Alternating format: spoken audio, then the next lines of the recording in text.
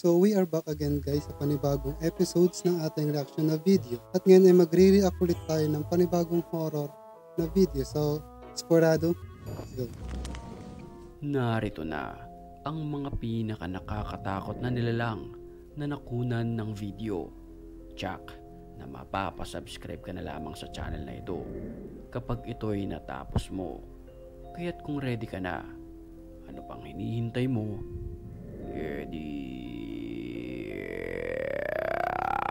Tara na. Grabe, ba na sa Pilipinas? Tapos sasabayan ko pa ng kape.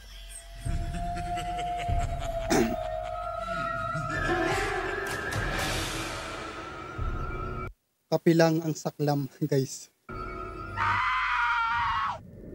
Ang video na ito ay mula sa bansang Japan at habang kinukunan niya ang kanyang sarili sa kalsadang ito.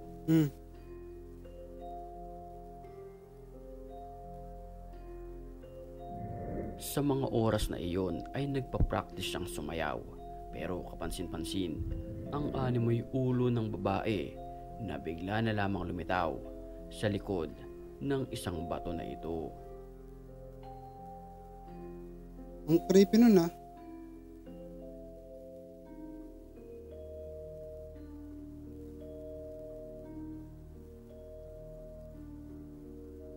At sa di malamang dahilan, bigla na lamang itong naglaho ng parang bula. Tapos nung lalaki. Creepy. Ay, hindi para. Kala ko pag alis nung lalaki, mawawala yung babae dun. Eh hindi Hindi siya nawala eh. Yun pa man din yung expected ko na mawawala yung babae. Di pala.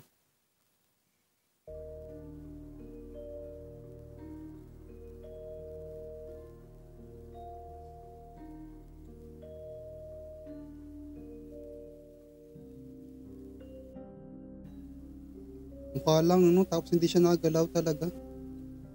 Literal na hindi talaga siya nagalaw.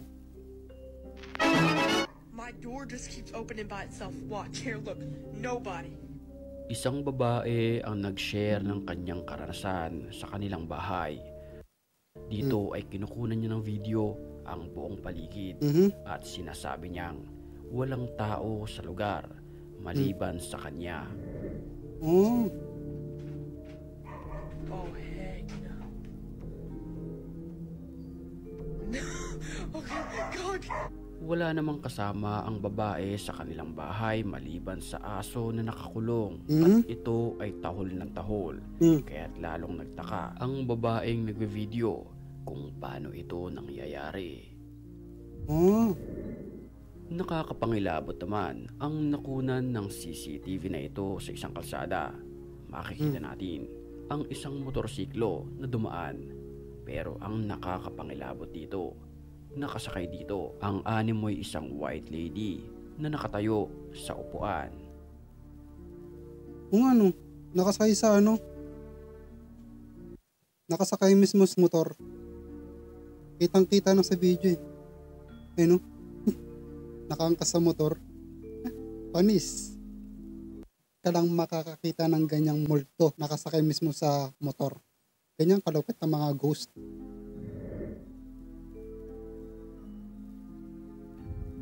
Habang naglalaro ang batang ito sa kanyang PlayStation, nakuhanan ang isang paranormal activity kung Di ba ito yung nakaraan?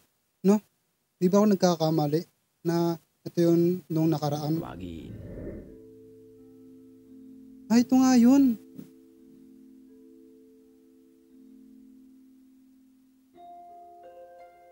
Habang nakatayo ang bata, ay bigla na lamang lumipad ang kanyang headphone. Yun lang.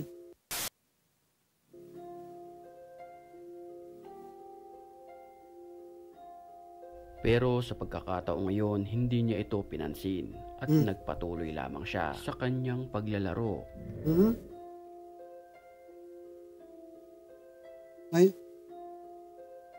Ngayon, headset naman ang kanyang, gumagalaw. At sa ikalawang pagkakataon, muli itong lumipad. Dito na siya, nagtatatakbo, papalayo. Isang Ikaw ba naman maka-experience ka ng ganun. masayang road trip sana Siguro lahat naman tayo tatakbo ng magbabarkada ang mapadaan sa sementeryong ito. Sama adik gue nggak tahu kenapa pas kemarin malam itu pengen banget lewat kuburan.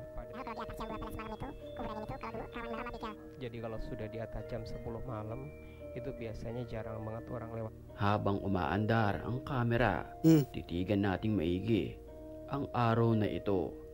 Dito kasi nagpakita ang animoy white lady na Ayun. nakatayo sa Nakatayo gitna nga. ng sementeryo. Oo, nakita ko na. Ayun, no? Sheesh! Dahil sa pangyayari, bigla na lamang silang nataranta at kumaripas sa pag-andar. Nagpunta ang lalaking nagbi-video sa isang abandonadong lugar na ito. Pero Apat ang sa kamay. buhat pa lamang ng pintuan ay may nagpakita na agad sa kanya na isang kakaibang nilalang.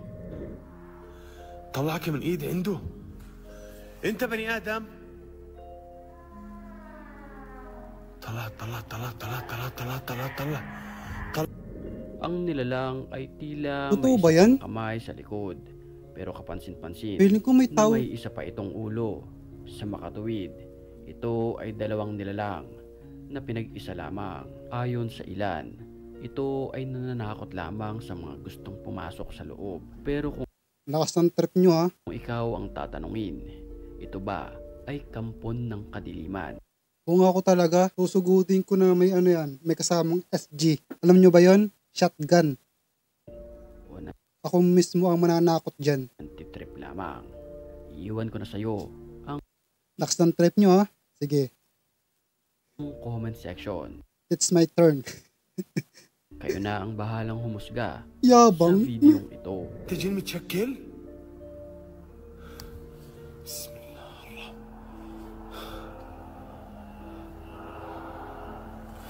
طلعك من ايد Lakas ng trip nyo Napadaan ang isang binatilyo sa lugar na ito na kung saan hindi siya makausad dahil sa isang nakakapangilabot na nilalang na ito na nakahambalang sa kanyang daraanan.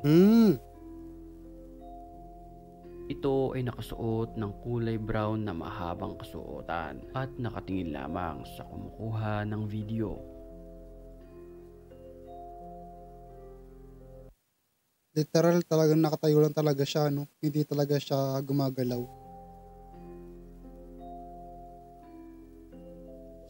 At bago tayo magpatuloy ng tulog ng mag-inang ito sa kanilang kwarto, nang walang ano-ano'y nakunan ng CCTV ang isang paranormal activity sa pamamagitan ng paggalaw ng iilang kagamitan.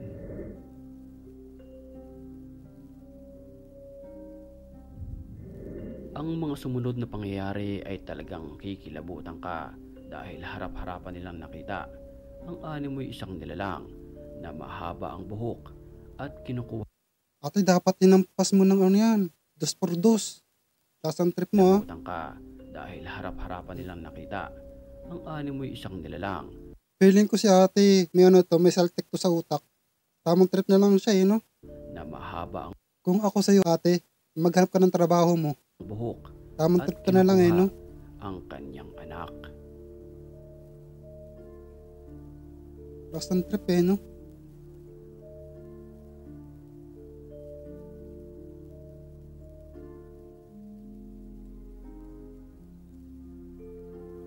Ang titrip yan, feeling ko talaga.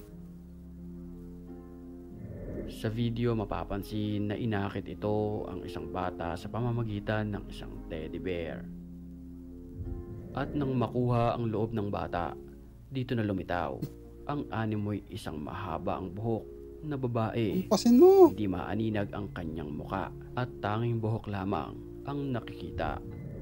3:00 ng madaling araw nang baybayin ng sasakyan ang lugar na ito. Sa dashcam ng sasakyan, huling-huli sa video ang nakaputi sa gitna ng daan na ito. Bahagyang napahinto ang driver ng sasakyan at bigla itong umandar paatras dahil sa sobrang takot. Mapapansin na humahabol Ang haggard ko pala sa camera. Visit.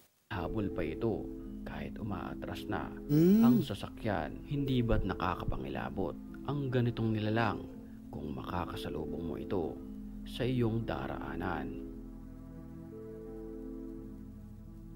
So, yun lang guys. I hopefully ay nag-enjoy kayo. At ingat and God bless you in the next one na video.